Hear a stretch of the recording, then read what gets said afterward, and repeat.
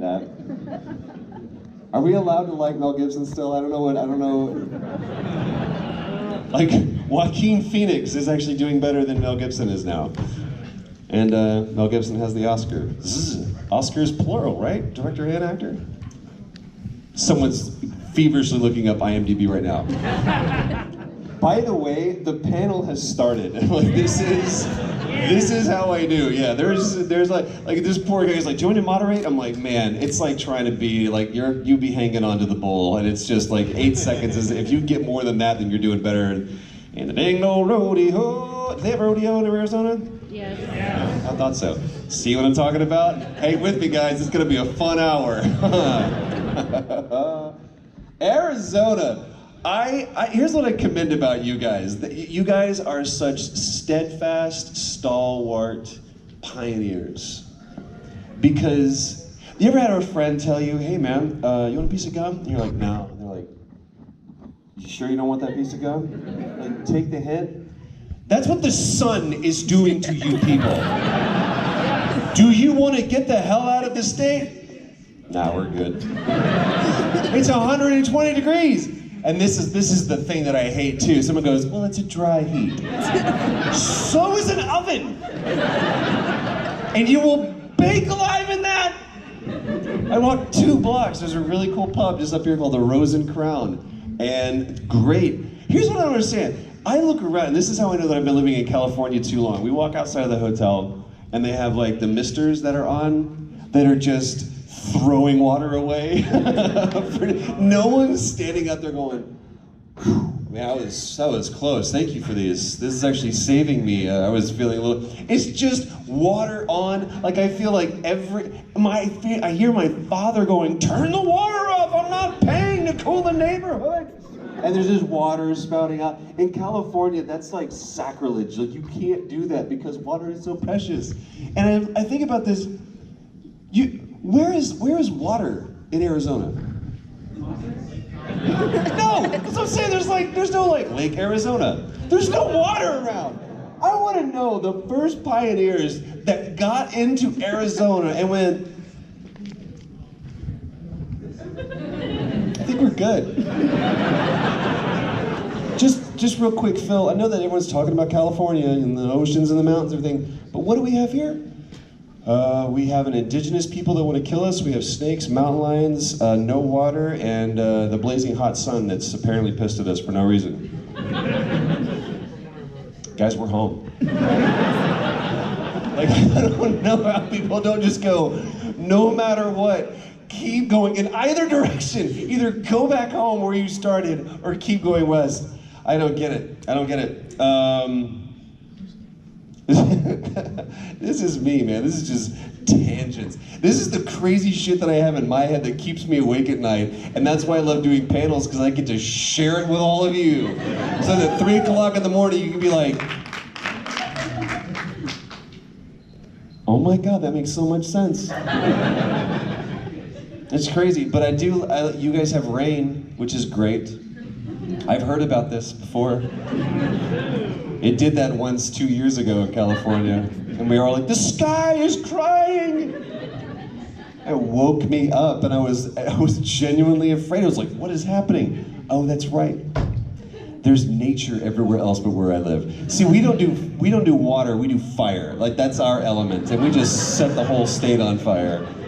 How our entire state has not managed to just burn up like a cinder, I don't know. And trust me, I have nothing. I was going to set, actually. Hey, we'll actually be somewhat on topic.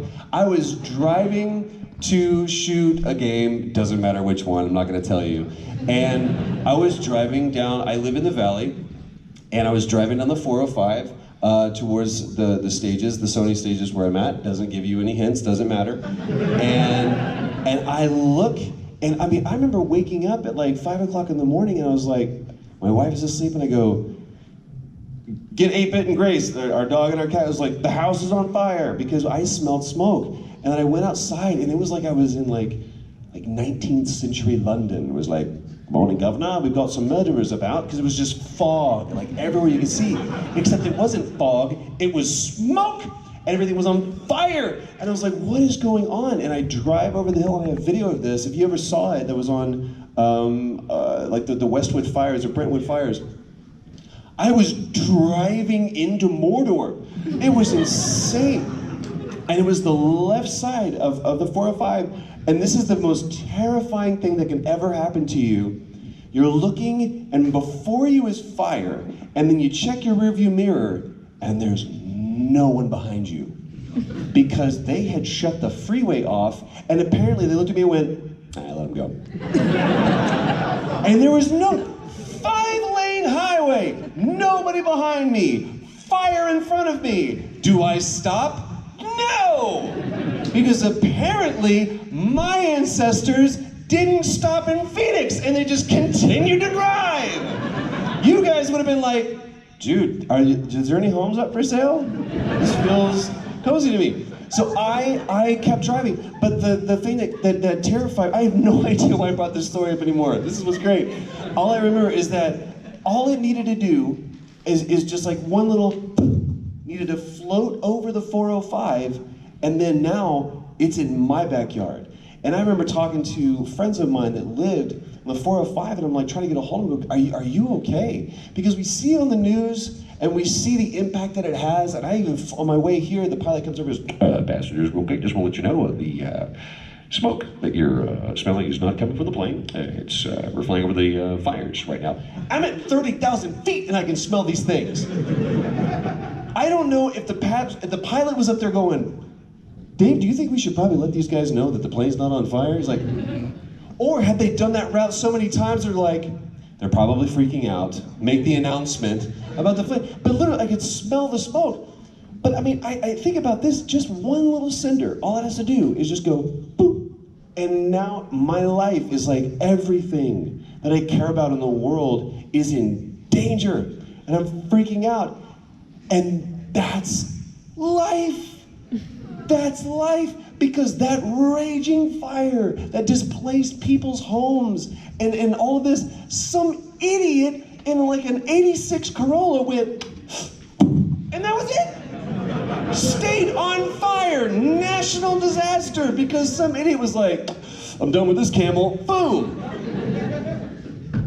That's life. It's never like, who has Knight Rider as their ringtone right now? Wait, is it Mass Effect or is it tie-dye? It's tie-dye? The one that's not affected going, please don't look at me. Hello, Michael. Oh, it's amazing. Good for you. I remember when that was Saturday nights on NBC. I wanted a Camaro so badly. I'm trying to stay on track because I actually felt like I was making a point. That's life. That is life. It's never the big decisions. It's never the monumental things. It's the turn left or turn right. It's that stuff. And your life is forever altered. How about this one? On a chilly November morning, I drive onto the Culver stages for an audition. Just what an actor does. Did I have any water? Not that one, because that's poison, clearly. Whoever. Thank you, dude. Yeah. I'm absolutely not drinking whatever he comes back with, by the way. Drink this. No. I drive onto the lot, Culver Stages. It's a chilly November morning, and I park my car next to this gray production office that is next to stage number 1. Now this is the stage where they shot Wizard of Oz. They've done, thank you, dude. What do you think? 50-50 chance, right? You drink it first. Be my cupbearer. This is like a really cool moment for me. And whenever you drive onto a studio lot, there's always, if you have any sense of yourself, you go, holy crap, I can't believe I'm here. The first time you drive into the Warner Brothers lot and you drive up to the water tower, there's a part of you that goes, ah, and you freak out a little bit. Doesn't mean you get anything off of that, you just get that experience. So this was me. I'm driving, it's a Tuesday, who cares? And I park my car and I get out, and I'm feeling good. I'm like, oh, this is cool, man. That's the stage where they shot Wizard of Oz. And I walk into the production office and I freeze. And I look at my character description, and I look at everybody in the room, and it's literally as if the character on the page just like stepped out and duplicated himself in every seat, just wearing a different shirt. And the character's like rough and grizzled. And I come strolling in there in like my faded jeans and my hair like looking like a backup dancer for a K-pop band. No, 2010, not acceptable. This isn't good. And I like, oh my God, and I realize that I'm staring. So I turn and I try to distract myself and I sign in. Now there's evidence. Because this wave washes over me. I could leave right now and no one would ever know. And so I like lean up against the door. That's what they never teach you in acting class. Always know your exits. And I feel the knob. And so I like kind of turn and I do this. Troy? That's me. Be good, they're ready for you. Okay. And I shat myself. And I started to go, no hablo inglés. Or something. I was like, I signed in. So I walk into the soundstage, and there on the far side against this conference table are the governors of my fate. How are you? Oh, thank you. That freaking weird commerce that I hate. And I see this girl is like pacing back and forth on one side of the stage. And I go over to her and I'm like, hi, how are you? And she looks at me like a fawn trapped in a forest surrounded by hunters. Friend! Yes. And I said, hey, my name's Troy. She goes, Ashley. And I said, you look like you could use a hug. Can I give you a hug? And she gives you one of those laughs that your soul like plays like roulette real quick. It's like, I'm either gonna laugh or cry. I'm not sure what's gonna come out. You just go, yeah. And I was like, so I give her a hug and I start the scene.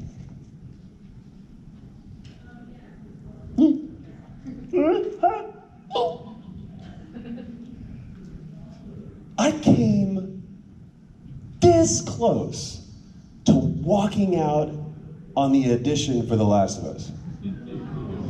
Wow. No shit, wow. This close to my life being fundamentally and unilaterally changed. This close. Because of one thing. Fear. That's it. David Milch, creator of NYPD Blue and Deadwood, says that an actor will operate out of one of two places, either fear or faith. And his job as a creator is to create an environment that allows that actor to circumnavigate the fear and operate in a place of faith. And that profoundly moved me. What a tenet to apply to one's life, regardless of what your profession is. If you can just operate in a place of fear, or in a place of faith, rather than in a place of fear, what could you do? And for me, the way that I started instituting that in my life was through 3 words. And if I can leave you with, easy. If I can leave you with anything this weekend, or if you walk away from this weekend remembering anything besides do not have the nachos. Woof. 3 words. 3 words. You are enough. You are enough. And more than anything else, I believe that those 3 words are the most needed words to hear and the most needed words we need to say. More than anything else. I love you is absolutely, but if there's no relationship, those words don't mean anything, but you are enough. If you were to look at yourself, flash forward a little bit. I got a little bit of time. I'm on the set of Uncharted now. And I come in and I do my thing. I've done The Last of Us. I've done Bioshock. I'm good. And I sit down and I'm on my phone looking at Insta, Twitter, whatever bullshit, doesn't matter at all. And their first shot up is Nolan and Richard and Emily are doing a scene. And so I'm just kind of hanging out, I'm having my coffee, and I hear Neil go, action. So demure. And all of a sudden Nolan goes, Sully, we gotta get out of here. And I mean, I went, Voop, and everything else goes away. It rack focuses to them, and Nolan and Richard and Emily are gone, and I am looking at Nate, Sully, and Elena, and my stomach goes, oh. Like, oh my God, dude, you're on the set of Uncharted. You're on the set of Uncharted, and you are a fraud. And everyone's about to find out, dude. And that same feeling that made me reach for the door for The Last of Us creeps up again. I'm like, I don't deserve to be, you guys have made a terrible mistake. I really shouldn't be here. And so I was the next scene up, and we come in, and it's a scene where Rafe is being, it doesn't matter. So I don't want to spoil it for the one person who hasn't played the game. You. There it is, right there. Oh, her? We forgive you.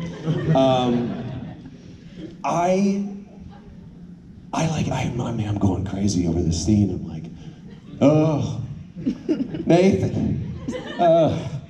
Proteus quintessential, bro.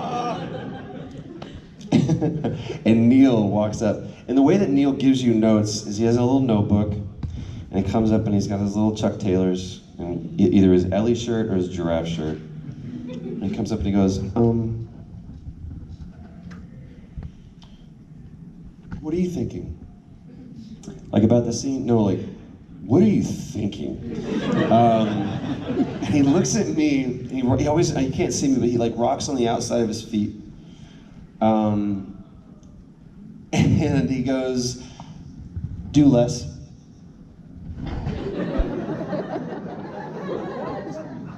Do less. Do less. Why am I trying to do more? Why am I trying to convince you that I can act? You are enough. There was a situation in Manchester, UK. There were these people that were going to put me on tour, and they were going to pay for the whole thing, and starting off with a show in Manchester, UK, and I'd put out this album a little while ago, and I had all my friends that were going to come play with me, and literally right before, the whole thing just poof, goes up into a smoke, and I don't get to go. They don't get to go, I'm still going to go, and I was met with the decision, do I play a show? And I was scared, because I felt like I needed the band behind me. And what's it gonna be like to be in a big theater and me up there with an acoustic? I'm not enough to do. Okay, all right, you are enough. And I went out there, great show, great night, just awesome. It was real. I had fun, people there had fun. We rob ourselves of these incredible experiences and opportunities because we bought into a lie that either our friends or this stupid thing has told us that we're not enough. And we believe it. We believe what some guy writes with his thumbs while taking a shit. That becomes our governing reality. Stupid tweet. Flush. Heart broken. No. Enough. Enough. I'm done with being offended. There's nothing that you can do that can offend me because I am too focused on making sure that I don't offend you. That's it. My entire life is making sure that whatever stupid things fly out of my face are not designed to hurt or denigrate or in any way make you feel bad. How about that? That's all I'm trying to do. And if I am too busy and too focused on that, I do not have time to think about the thing that I think you said to me, not sure, that may have possibly been interpreted as something that's offensive, because I can't. With your thumbs while taking a shit. I'm done being offended. You are enough. You are enough. And if there's one person in this room that needed to hear that, good. The whole reason why I got on that flight is worth it. You are enough. Do not let anybody tell you different. Because the second that we actually start believing that, if we dare to actually believe that, the world gets a lot less scary. A lot less scary. Doesn't matter who's in office. I'm not saying either way. I'm saying it doesn't really matter because it doesn't change me. I am enough and I am capable, capable, powerful. I watched my wife deliver our son 40 hours of labor without any drugs. I would have been high the entire time. With no regard to my son coming out, just like, he doesn't look right. I was like, I had pain. 40 hours of labor at home, no drugs. There is no greater men, I'm sorry, truth, no greater power on the planet than a woman in labor. Come on. If you brought a life into this world, you deserve a cape. My God. You are enough. Who's got a question? Yes, sir. I'm a local actor here in the Valley, and we're putting on a show in 2 weeks. And I won't be here. We're a little nervous, but I love theater and everything. But if I want to broaden my horizon and go into voice acting, what's your advice in getting into that field? Number one question I get asked. Number two is, when's The Last of Us 2 coming out? No, they don't tell me this. Man, broaden from theater. There's a medium that has been explored for literally thousands of years. 3,000 years of theater. And it's still expanding, and in some ways collapsing in on itself, depending on where you go. I think there's some really cool, there's more interesting stuff happening in like repertory theater than there is on Broadway right now to me. Broadway is spectacle, and it's great, and it's awesome. But I mean, I'm talking about like really unpacking character, Tennessee Williams, like Arthur Miller, and like I watched Sam Shepard, one of his plays, and like that's like 3 actors on stage the entire time. It's brilliant. Fool for Love, it's awesome. Brother, I do not know what to tell you. I would love to sit here and wax wisdom and offer some proverb that pierces your heart, and the only thing I have to give you is hope, inspiration, and encouragement. I think that you are on an amazing path. You got a good build and a good look about you. I mean, if I can give you encouragement. Ladies or guys, I think single, maybe, I don't know. Very, married? Or I think I said very single. A little quiver in his chin when he says that. Good for you. You are enough, bitch. You don't need anybody else. I think that theater right now is an amazing place for you to explore because you get to stay in that character night after night and keep it fresh and keep it real. And I got to do some theater. My theater experience is very, very limited. We did something for The Last of Us where we did one night live. And there is a specific moment that I thought was going to land big, and it did not.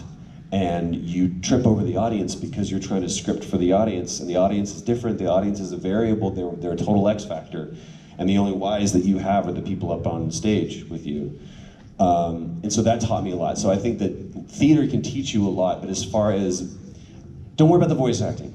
Voice acting is almost becoming an antiquated thing. There's obviously opportunities to do that within games, but especially like where gaming is going and where even some animation is going, people are wanting to they want more theater people. because it's being done on a volume, on a soundstage, in a volume, in a mocap suit with cameras right here, and they want people that know how to do this more than just do this. Because a cool voice is one thing, but if I can't direct that voice, if I can't get you to change it, I sound like this. Okay, so he's a father, got it. But he's a loving father. Ah, I love you. Well, like softer.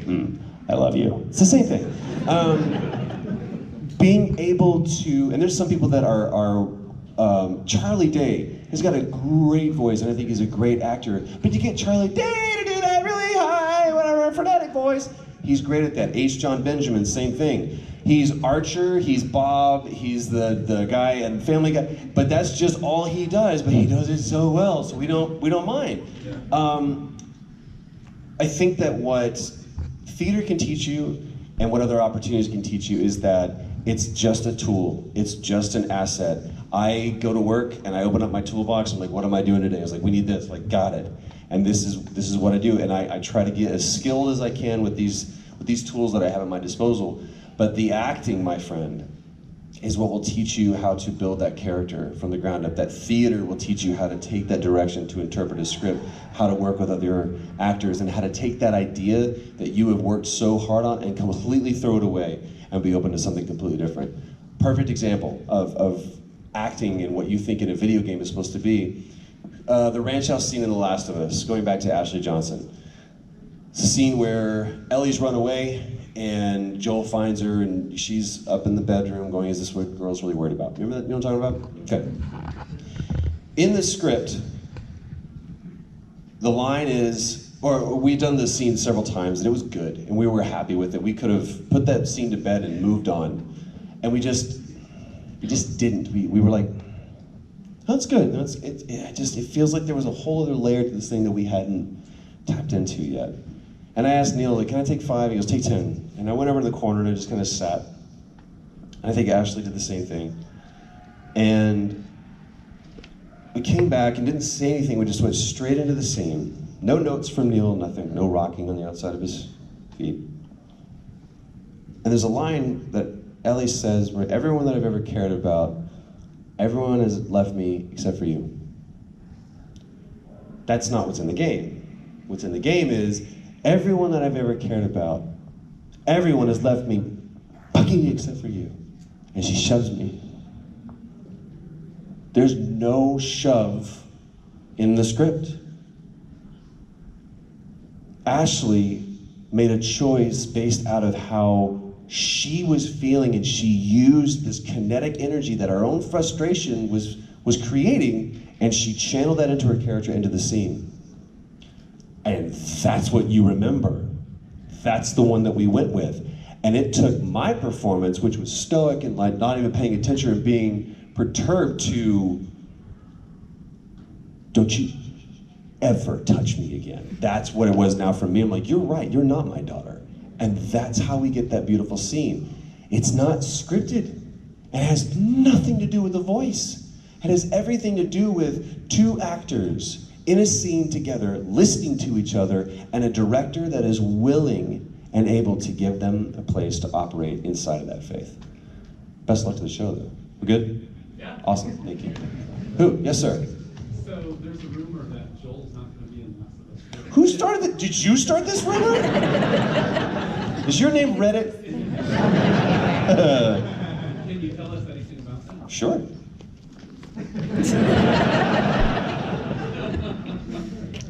Will I? No. This is what's great, is we put up that trailer. I love it. It's like Schrodinger's cat right now, and I just get to watch all of you go. Because I know the truth. And it's both right now.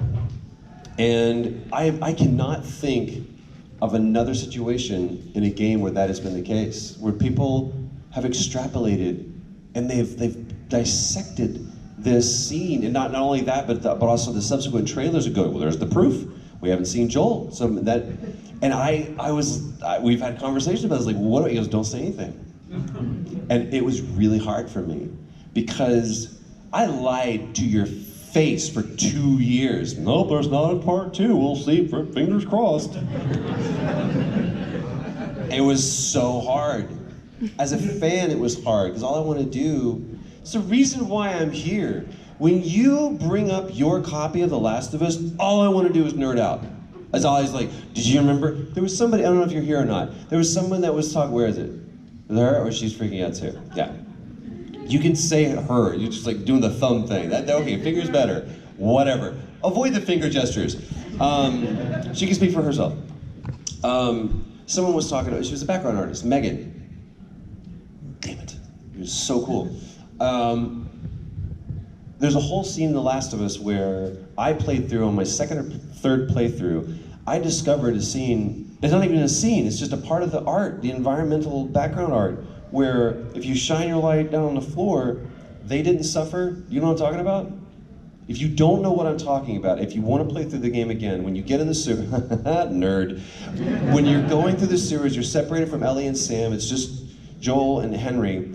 There's a room, and you go in and you look, and it's like it's a schoolroom. And I went in before, and I was like, okay, there's nothing here that I need, and I left. And the second time, I was like, all right, what's in here? Let's take a look around. I'm shining my flashlight around, and shaking the controller.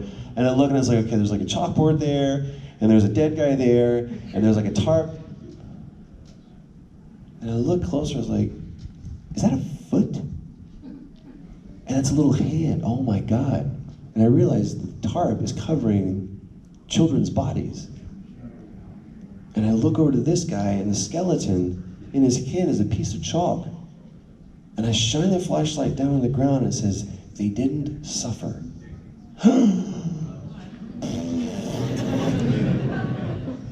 Not a scene that was shot, no actor in sight, not a line of dialogue. It is the world telling you a story. I want to nerd out with you. I'm not telling you anything. You. What kind of headspace did you have to be in to play Batman and Joker? Which, I mean, two different headspaces.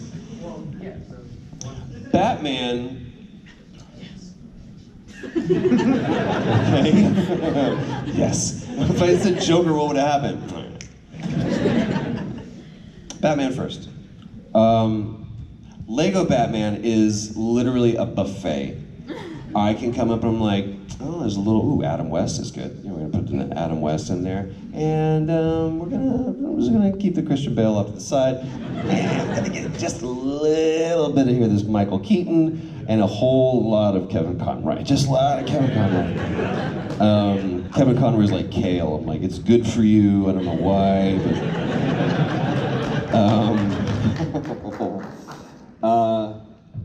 Joker.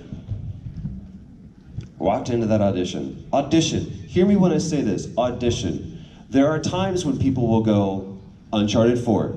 Neil goes, I want you to play Sam. Bam. Every once in a while that happens. But make no mistake, man, I'm still trying to prove myself to people, and they still are afraid. And when you're talking about a multi-million-dollar franchise, and you're gonna be the lead character or a pivotal character, I know you can act. I know what you've done, but can you just make me feel better? Sometimes on that side of the table too, here's some great advice for you, brother. They are terrified. For you, it's an audition. It's your Tuesday. You're gonna go to this audition, and you may go on to another, and then you're gonna go do your life. They have to cast that role, and they may have to cast that role today. And you may be the last person that they see. So it's either back to the drawing board or you're the one. And what they want is for you to be the one. Please solve my problem. When you go into an audition, actors, let me see you, where are your hands up?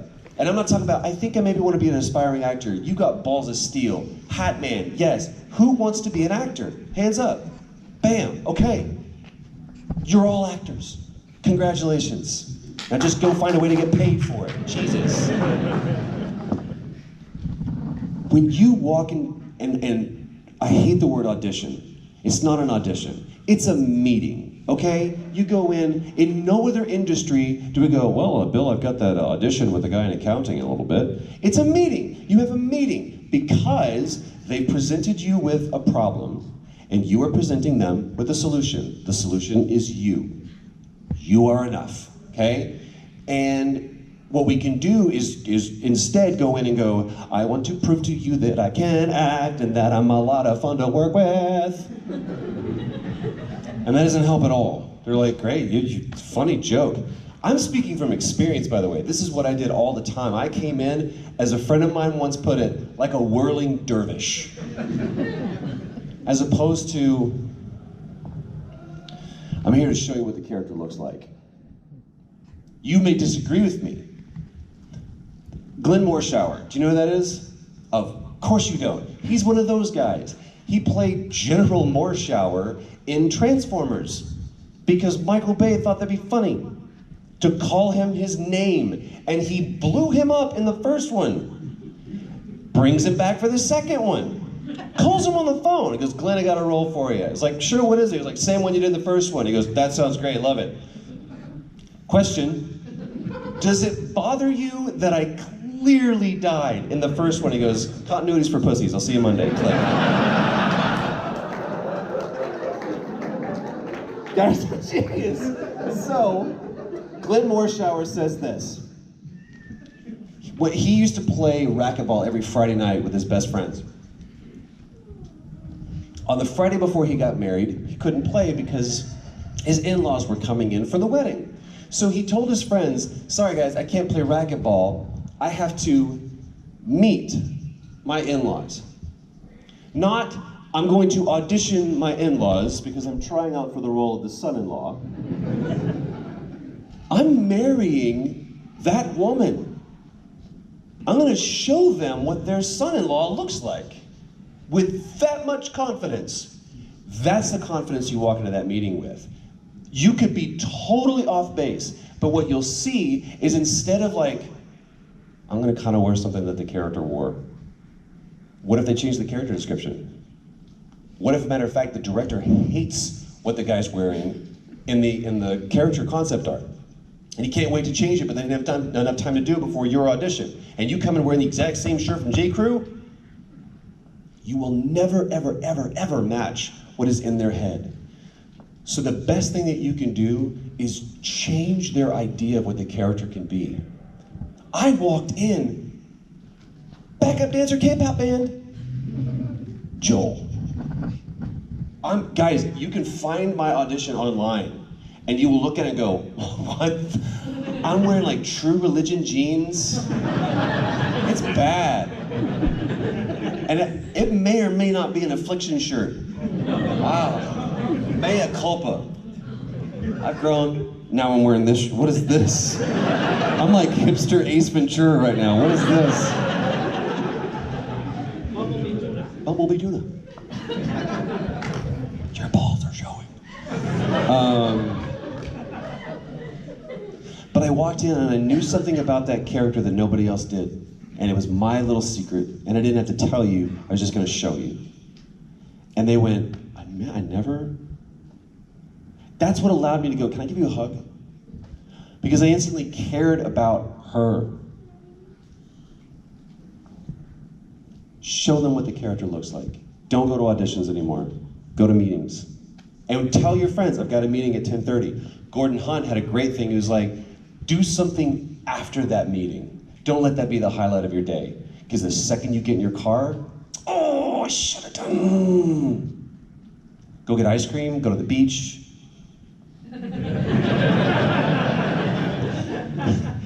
Jim, why are you in the sand? I was told to just do something. I don't know what you guys do here in Arizona. All the way to the back. You just looked at me and then folded your hands. Yes, we're doing. No, it's a silent auction. Forward, coming around. 4 to 5, 4 to 5, 50, 55, 55, 60. Yes, sir. When you got the role of the Joker, you got to meet Kevin. What were you going through your mind when you saw that? So I think I got. Who asked that question about going through? Did I ever answer your question about what was your mindset about the Joker? I'll just listen. So I had met Kevin before when we did Arkham City. And I didn't know I was going to meet Kevin that day, nor did I know I was going to meet Mark that day. And well, funny story about Mark. Mark and I sat, while Kevin was doing his lines, we're on the lot of Warner Brothers, and of course, like, it's full camera crew, hair and makeup, because Kevin and Mark are back. And Mark, if I'm ever on a, like, Who Wants to Be a Millionaire or something like that, he's my lifeline. Because he knows more about, I don't know how that stuff is floating around in his head. We had a conversation about the Stones and the Beatles, and then the Kinks. Like, his breadth of knowledge about the music is, well, what you really need to understand is, of course, in 1964, what's happening? I'm like, I am geeking out over the Stones and the Beatles with Mark Hamill. Freaking out. Kevin's in the room, he's like, Troy, they're ready for you. I'm like, yep. So I go in, and I'm here, Kevin's about where you are, and he's just tall, just, Kevin's, it's my Batman. And he's going through his script, he's got his glasses on. And I go, hey man, I hate to do this. Oh.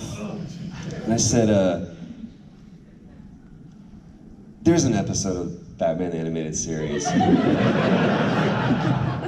he just folds his glasses and puts them on. And I'm like, well, I'm in it now, either I'm gonna get fired or whatever. It's like, Bruce Wayne wakes up and his parents are still alive, and he looks at me and goes, perchance to dream. It's my favorite too. And I went,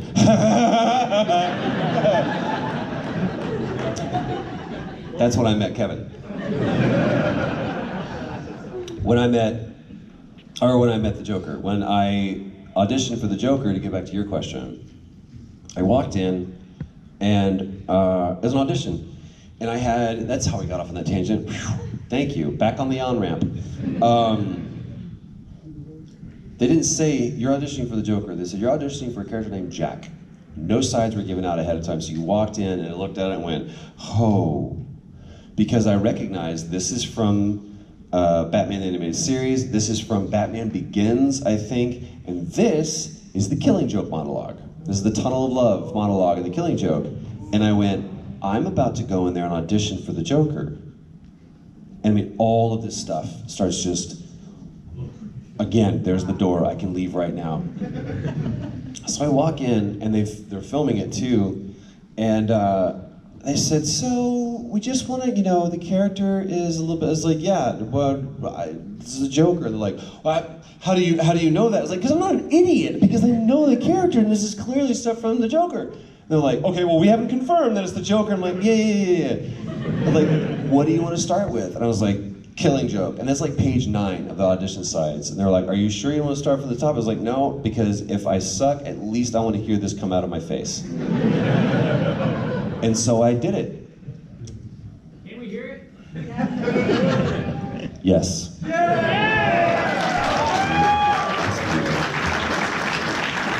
If you will go on YouTube, I'm almost out of time. Memories can be vile. There you go. So I did it, and I'm doing it like to camera, because the camera was like about the same distance here. And that was like in June, I think. And July, I go down and I have some beers with a buddy of mine at Comic-Con.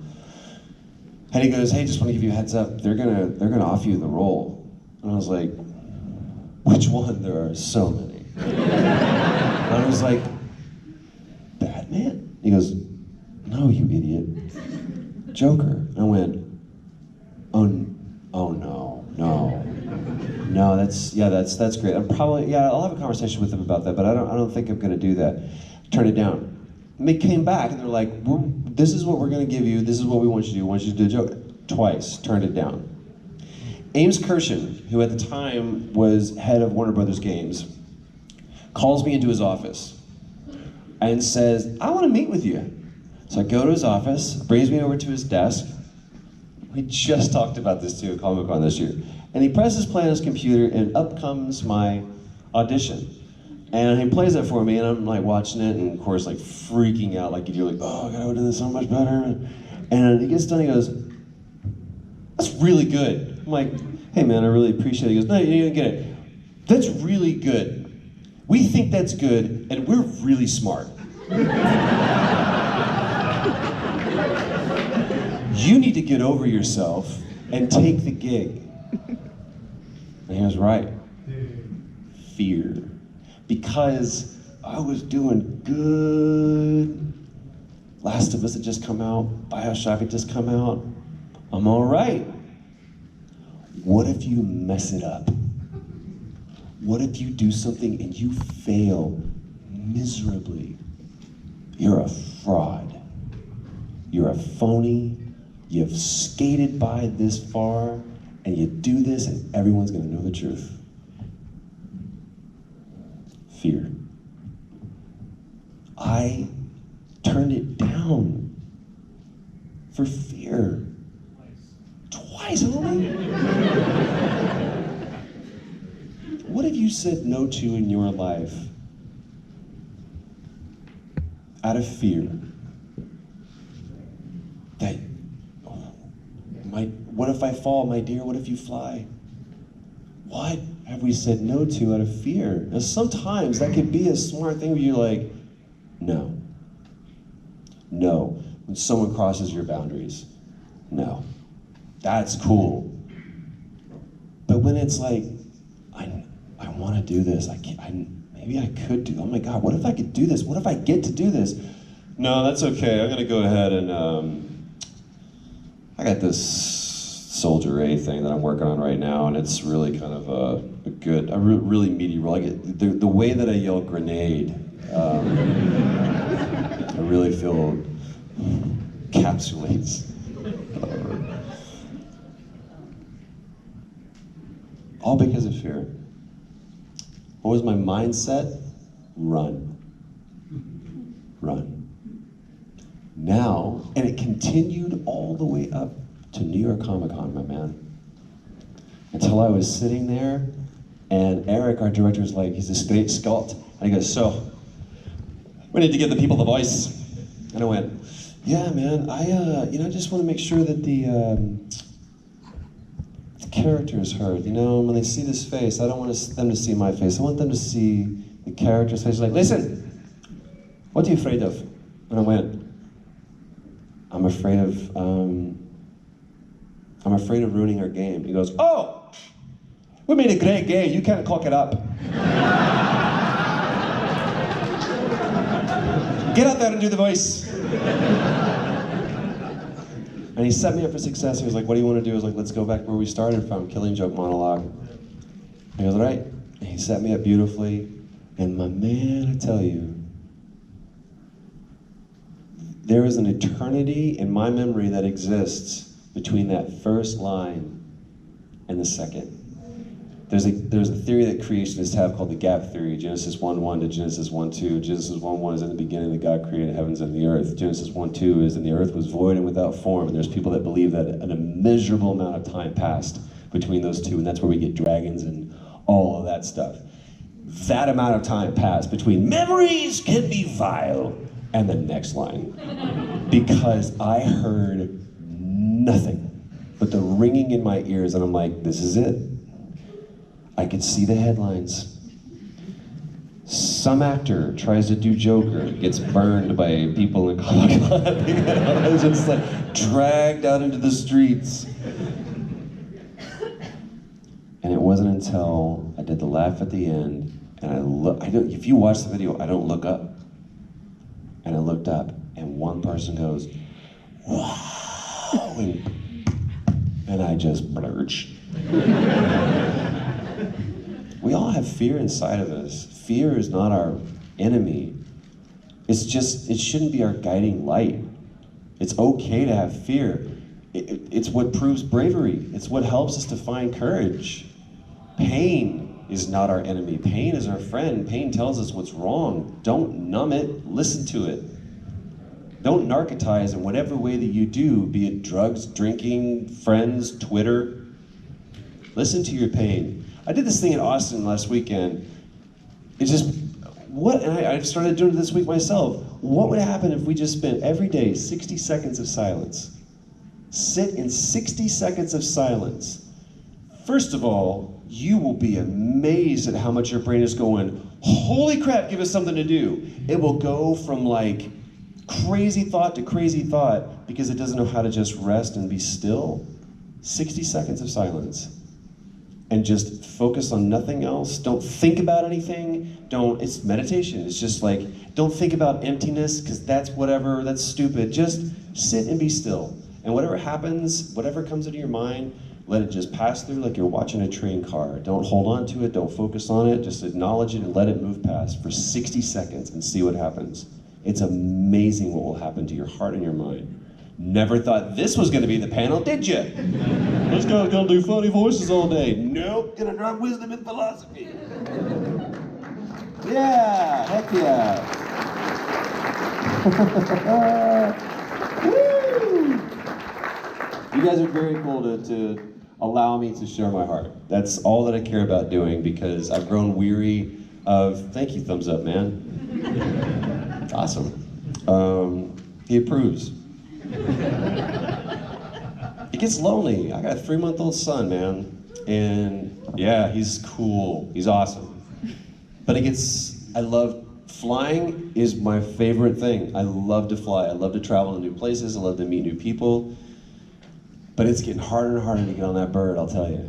Because there's a little dude that everything he does, every little thing he does is magic. And this is an episode of Retro Replay that's exactly where I should be singing. Is anybody watching that show? Yeah. That's awesome. Thank you guys.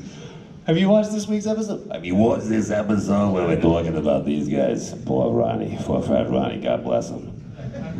Yeah, the poor fat Ronnie got the cholesterol, it's real bad. If you don't know what I'm talking about, you're like, what? First of all, you're probably not surprised anymore, you're just like, whatever. Just let it wash over you. Nolan North and I, he's an up-and-coming actor, just, bless him. I think he just got a SAG card. He and I just started doing this thing because we love hanging out. The hang is everything to us. And now we've just thrown in retro games. So we went through, and this week we played Metroid. It's amazing because he sucks. He's terrible. And some of these games I'm only slightly better. I'm learning or relearning. Games today are difficult. I saw people walking around with Cuphead shirts on. I don't know what's wrong with you people. Is that you? Come on, man. It's just, here's what, I told you there's take the controller and just smash yourself in the balls with it, and that's the game. Yay, I leveled up, and I did it. I platinumed it. Old school games, there was no tutorial. And you couldn't go online and learn about it. It was here, don't die, that's the game. What do I need to do? Figure it out. And God forbid if you had a brother and sister that if you're like, I told you, why did you do this? Just give me a second, I want you to do this right now, but it's not, just give me a second. Reset button, I'll murder my sibling. If you didn't have the game genie, I'm gonna murder my 10-year-old sister. I'm gonna murder my 10-year-old sister. And they'll bring it to why'd you murder her? It's reset button. Quit, just go. So we're doing this show on YouTube called Retro Replay. And every Thursday, Nolan and I sit down and we play some game of old. And we're working our way as much as we can through NES, and we just kind of broke the Sega seal when we were in the UK, and we did Aladdin, which was awesome! It was so much fun. Hopefully we'll have that footage up soon. Aladdin was a lot of fun. Nolan was actually pretty good at it. But it becomes a backdrop for the conversation. And it's more about, I've learned so much about Nolan, and I know Nolan very well. He's one of my dearest friends. But I've learned so much about him through these conversations. It's completely unscripted. There's nothing that is ever we go in, and even Drew, our producer's here's some tangents you guys can go off from. Never gonna listen to those. Put in the Game Boy, let's play. Not Game Boy, I don't think we can do those. That's a dad joke, right? Who's got a question? Pink shirt, you shot that thing up way too fast. Go for it. Bioshock Infinite? Yes. How far in advance did you know the ending, and what was it like to kind of... Brother, the very end. Ken Levine is a bastard. He intentionally withheld that So whenever whenever Courtney and I were recording together, and we ever got maybe a little flirtatious, he goes, "Okay, no, can't just kind of back off that." I was like, I feel like this is. Mickey Rourke said this.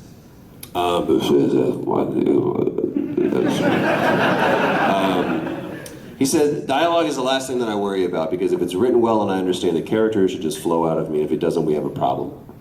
So, and that means the problem could be with me and the understanding of the character, the problem could be with the dialogue, and he's gonna have a conversation with the writer about it. That's Mickey Rourke. I never worry about the voice. Some people do, and they build a character around that. Me, it's always, what do I know, what do I inherently know about this character that nobody else does? About Joel, what is it about him? There was something that was in the character, and Neil hates now this line because I've said it so many times. There was a line in the character description for the sides that went out that said, he's a man with few moral lines left to cross. To me, that unlocked everything I needed to know about that character. Because if that's a truth about you, if that's who you are, you've crossed moral lines before, and you've done it with such frequency that you're running out. What have you done? One of the best lines in the entire thing that tells you everything you need to know about Joel in the game is, how did you know that was an ambush? Because I've been on both sides.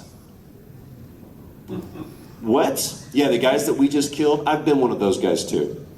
Which means that on any given day, remember, he was just hired to take some girl to some point.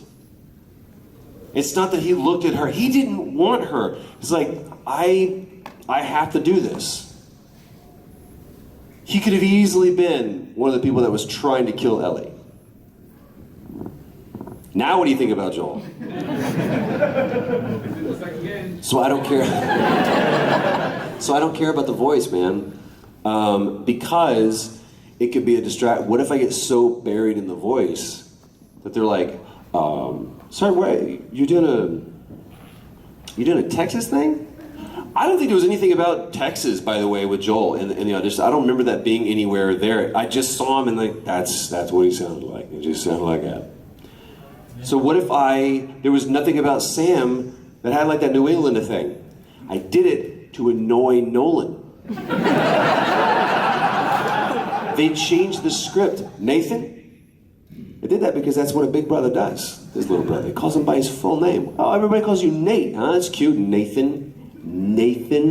And every time I would see Nolan, and nobody told him that way. I didnn''t tell him that. And so every scene was like, hey Nathan, come on. You're like, man. It's Nate. Have you played the games? It's Nate Drake. Or Drake. I'll go with Drake. I'm like, I know. Oh, you son of a... Like, he knew what I was doing. And they started changing in the script. Whenever it would be Nate written for Sam, they'd be like, scratch, scratch, scratch, Nathan. And he's like...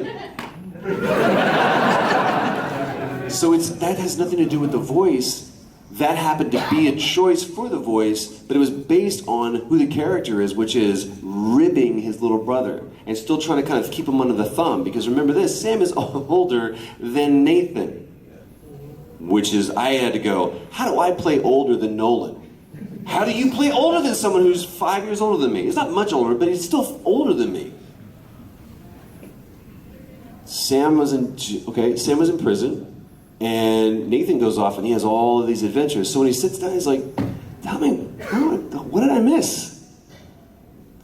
The older has become the younger has become the older.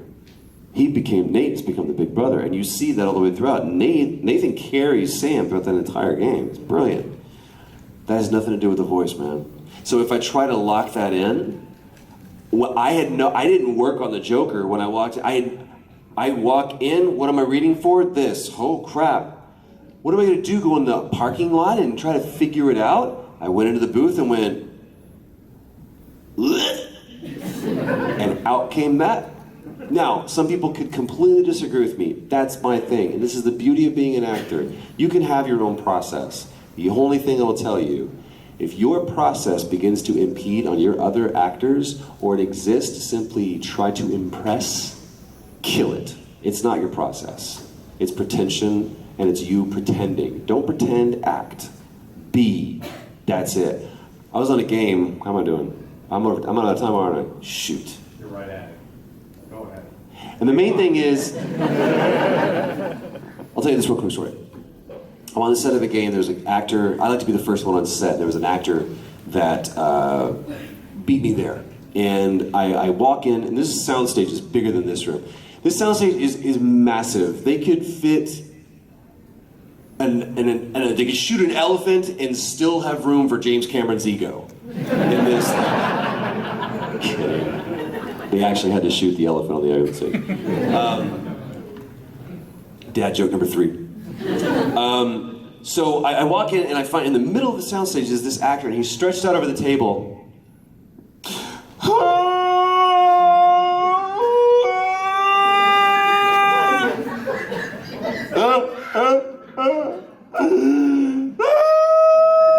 It's going off. And like the AD, yes. The AD is like moving around and we're going, sorry, excuse me. And everyone's like looking awkward. I'm like, oh my, did your dog die? Did your wife leave you? What horrible thing has befallen this poor pathetic? Oh my God, he's preparing. Oh God. So I watch and he said, oh.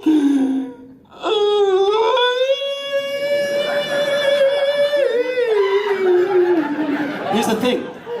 He's third shot up. 1, 2, 3. There's 2 other scenes that we have to shoot before we get to his, which in no way requires him to cry. At all. Ever. What was he preparing for?